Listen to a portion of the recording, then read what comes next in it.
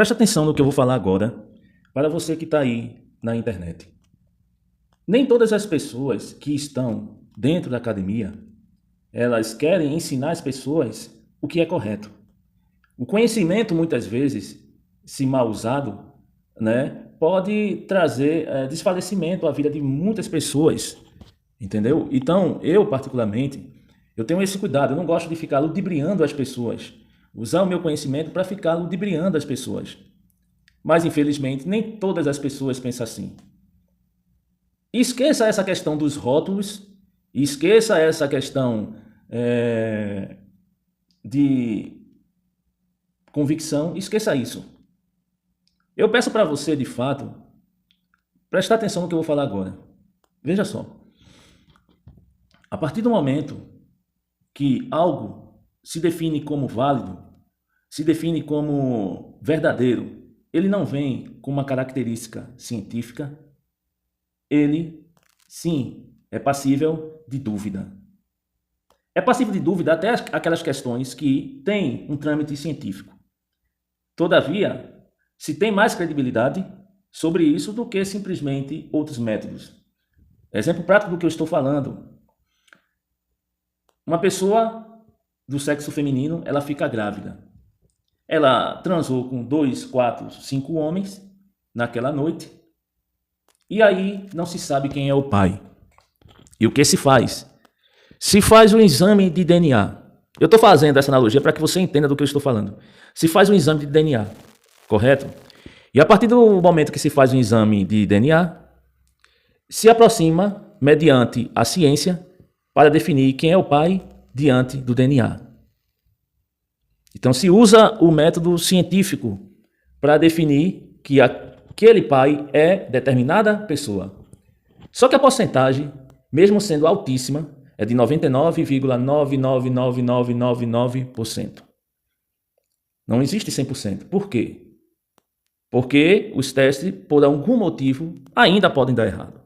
Mas, com certeza, você que está aí do outro lado, a partir do momento que se fizer o exame de DNA, você sabe que a probabilidade é muito alta que, constatado que você é o pai, que aquele resultado seja verdadeiro. Ok? Por quê? Porque existe um método científico. O método histórico crítico, e eu digo isso com propriedade, por quê? Recentemente eu recebi uma premiação na área, inclusive dessa área aí.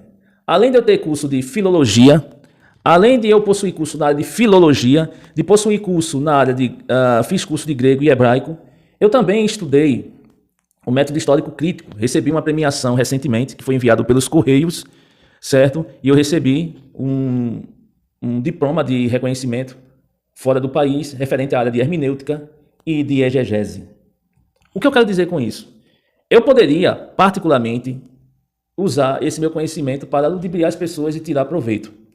Mas eu não gosto desse tipo de coisa. Eu gosto de ser honesto com as pessoas. Essas pessoas que particularmente me acompanham nas redes sociais, que sabem que os meus conteúdos são neutros. Eu não gosto de ideologias. Certo? A ideologia particular serve para mim. Mas o que eu faço dentro das pesquisas, eu devo ser neutro. Então, particularmente, a primeira análise que eu coloquei para você foi que o método científico é que traz maior confiabilidade, por exemplo, o exame de DNA. O método histórico crítico é pura ideologia. Recentemente, eu fiz um vídeo, certo? E esse vídeo foi falando sobre o que o próprio Mirandinha colocou no canal dele, o nome do canal dele, Teologia Reversa, ou Teologia Apofática. Eu fiz um vídeo aqui no meu canal, certo? Que fala sobre o que é teologia apofática. A teologia negativa, que coloca a negação sobre Deus como algo que pode ser definido. E a catofática traz o lado positivo e a apofática o lado negativo. O negativo diz que é impossível definir as ações de Deus. Então, as ditas teologias não têm a capacidade de explicar, certo? O intransponível, o impalpável. Não tem como definir isso. Porque a compreensão, segundo a teologia apofática, a compreensão do homem diante da divindade suprema, ela é impossível de existir. A limitação do homem é muito restrita ao plano terreno. Não tem como o homem dirimir sobre a divindade. É impossível. Então a teologia, ela nega essa compreensão das ditas teologias e joga essa compreensão, certo, para algo mais próximo do que é potencial do ser humano, ou seja, mais racional. E ela nega a definição do homem de discernir sobre a divindade. Já a catofática, ela traz um ponto positivo. O homem tem como compreender sobre a divindade, sobre dirimir, sobre discernir sobre a divindade, sobre descrever sobre as ações dessa divindade e tudo mais. Certo? Então existe a catofática e a apofática. Eu fiz um vídeo falando sobre isso, explicando isso direitinho. Talvez as pessoas não compreenderam.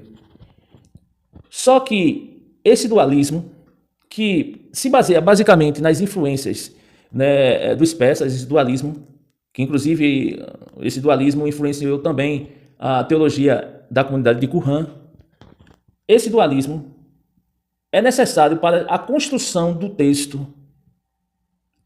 Como assim? A definição e o discernimento do positivo e do negativo sobre Deus.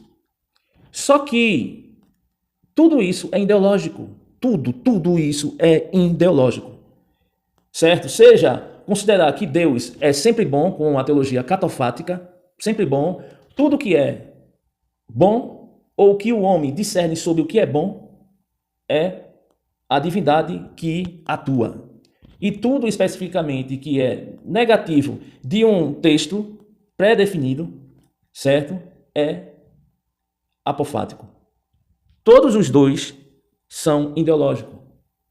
É uma compreensão do homem diante do que ele discerne, ou o que ele imagina sobre a divindade.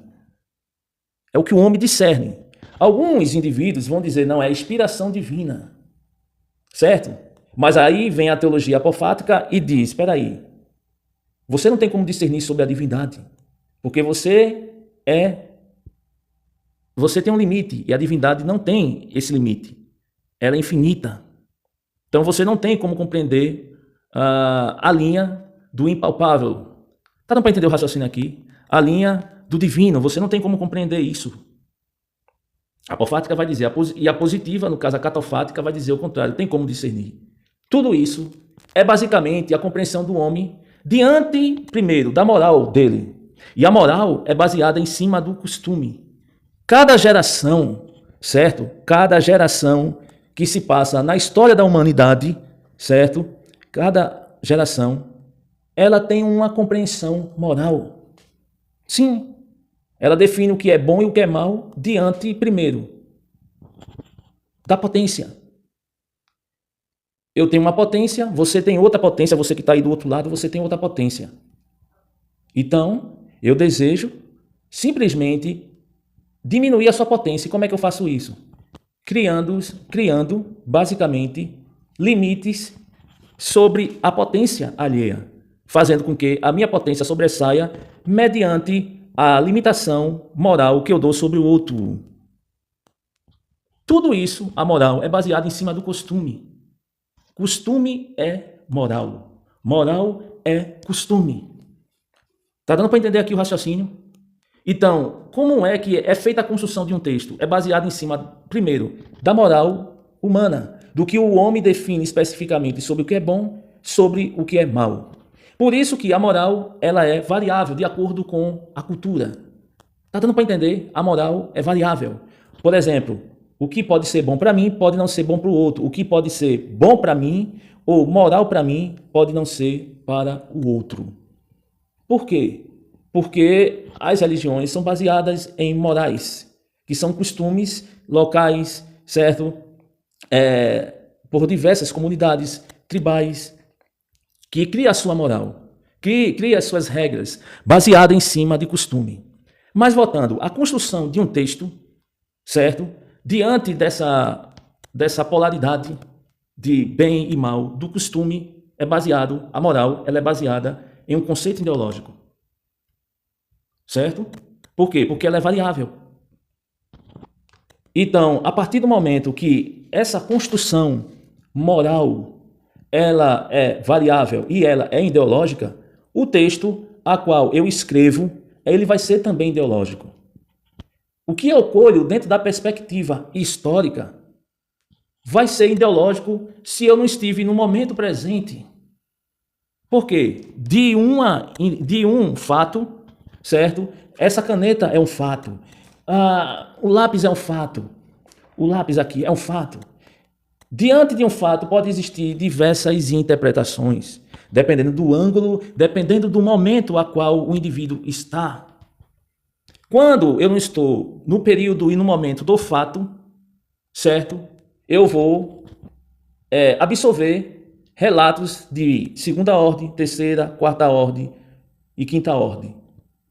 E aí, se eu considero que esses relatos de indivíduos de segunda, terceira, quarta, quinta ordem, esses relatos, eles são provas cabais ou científicas, então eu vou ter que considerar também que a crença em uma divindade é científica, e a gente sabe que não é, porque não parte de uma racionalidade, parte especificamente da crença, não parte da racionalidade.